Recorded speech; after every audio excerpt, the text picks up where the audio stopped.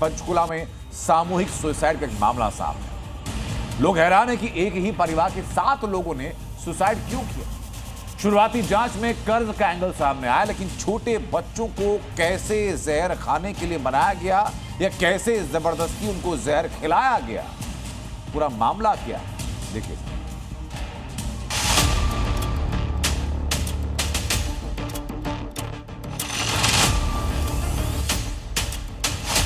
पंचकुला में बुराड़ी जैसा कांड, 7 लोगों ने क्यों किया सुसाइड।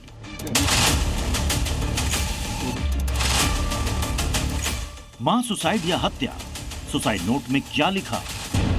दिल्ली का बुराड़ी कांड तो आप सबको याद होगा, जहां एक ही परिवार के 11 लोगों ने फांसी लगाकर जान दे दी थी। लेकिन अब तक उस वारदात से पर्दा नहीं उठ पाया है कि हादसा क्यों हुआ। 11 लोगों के परिवार ने एक साथ फांसी क्यों लगाई।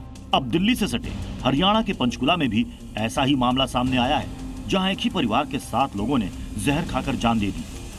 7 लोगों का शव कार में पड़ा था, लेकिन जैसे ही लोगों की नजर कार पर पड़ी और मामले का खुलासा हुआ तो पूरे देश में हड़कंप मच गया, क्योंकि मां सुसाइड की ऐसी खबरें आम नहीं होती। राजधानी देहरादून का ये थाना कैंट क्षेत्र है और तस्वीर आपको ये दिखा दें कि जो मृतक परवीन मित्तल थे वो यहीं पर 2022 में रहते थे और किराए पर रहते थे। फिलहाल ना तो इस अब घर का मकान मालिक यहाँ पर है, क्योंकि ये घर पहले किसी और का था, इसको बाद में बेच दिया गया।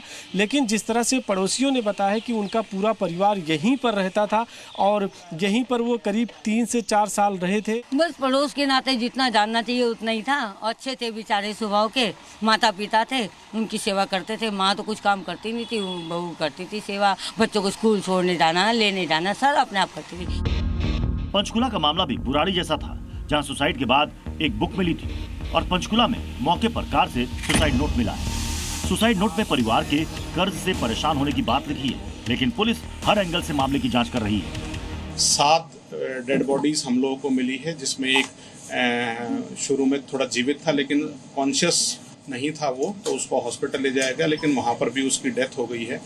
प्रिलिमिनरी इंक्वायरी में हम लोगों ने उनकी फॉरेंसिक साइंस टीम से इन्वेस्टिगेशन करवाई है, उससे हम लोगों को वहाँ पर 2 सुसाइड नोट मिले हैं। हम लोगों को एक डैशबोर्ड में मिला है और एक उनके बैग्स में मिला है। जब बैग्स के अंदर जो रजिस्टर्स थे, कॉपीज थी, उनको चेक वेरीफाई किया गया। परिवार पंचकुला के मनसा देवी कॉम्प्लेक्स में किराए पर रहता था। परिवार में 7 लोग थे, सबने जहर खाकर सुसाइड कर लिया, जिसमें प्रवीण मित्तल, प्रवीण की पत्नी रीना, मां विमला मित्तल, पिता देशराज मित्तल, प्रवीण की जुड़वा बेटी हिमशिखा और दलिशा, जो दोनों 11 साल की थी, और बेटा हार्दिक 14 साल का था। इतनी स्मेल थी ना, मेरे को डाउट हुआ।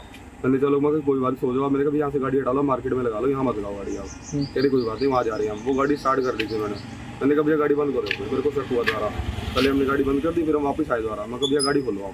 उन्होंने गाड़ी खुलवाई, हमने गाड़ी खुलवा के देखा। मैंने उन बच्चे थे गाड़ी के अंदर, आगे एक बच्चा बैठा था, मैंने उसको हिलाया बच्चे को पूरा, बाजू से सीट से, वो बच्चा हिला नहीं। तो मैंने कहा जी दिक्कत है कोई, तो मैंने फ़ोन की टॉर्च जलाई, देखा सबने एक दूसरे के ऊपर उल्टी करी हुई थी। मैंने कहा भैया नीचे आ जाओ, मैंने कहा नीचे आ जाओ। मैंने उनको नीचे बुलाया, मैं कहा जी भैया कोई नहीं सो रहा बंदा। मैंने पीछे वाली गाड़ी खुल के देखी, मैं कोई नहीं सो रहा भैया। मैं कहा आप झूठ बोल रहे हो, नीचे आ जाओ। मैंने कहा क्या हुआ बता दो। प्रवीण मित्तल हिसार के बरवाला का रहने वाला है। 12 साल पहले हिसार से पंचकुला शिफ्ट हुआ था। पंचकुला में प्रवीण की एक स्क्रैप की फैक्ट्री थी, लेकिन बिजनेस में इतना घाटा हुआ और कर्ज ज्यादा बढ़ने लगा तो वो देहरादून चला गया। जब प्रवीण देहरादून शिफ्ट हुआ था तो उस पर 20 करोड़ का कर्ज था। प्रवीण को जान से मारने की धमकियां मिल रही थी। देहरादून में टूर एंड ट्रेवल्स का कारोबार शुरू किया था, लेकिन बिजनेस नहीं चला और बहुत घाटा हुआ तो प्रवीण का परिवार 7-8 महीने पहले पंचकुला शिफ्ट हो गया।